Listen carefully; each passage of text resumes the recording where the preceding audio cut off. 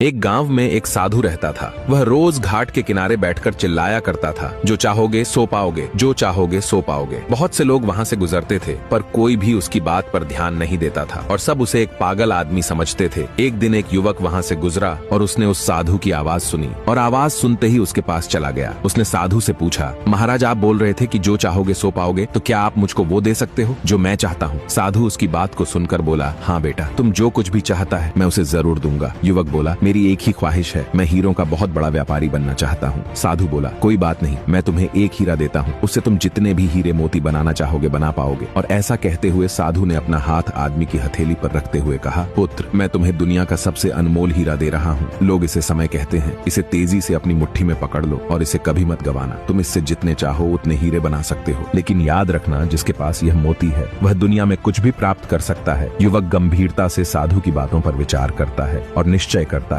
कि आज से वह कभी अपना समय बर्बाद नहीं करेगा और हमेशा धैर्य से काम लेगा। और ऐसा सोचकर वह हीरों के एक बहुत बड़े व्यापारी के यहाँ काम शुरू करता है और अपने मेहनत और ईमानदारी के बल पर एक दिन खुद भी हीरों का बहुत बड़ा व्यापारी बन जाता है। निष्कर्ष, हमें अपने कीमती समय को व्यर्थ नहीं करनी चाहिए और अपनी मंजिल तक पहुंचने के लिए धैर्य से काम लेना चाहिए। और आप लोगों को इन सब में दिलचस्पी है तो हमारे साथ जुड़े रहिए।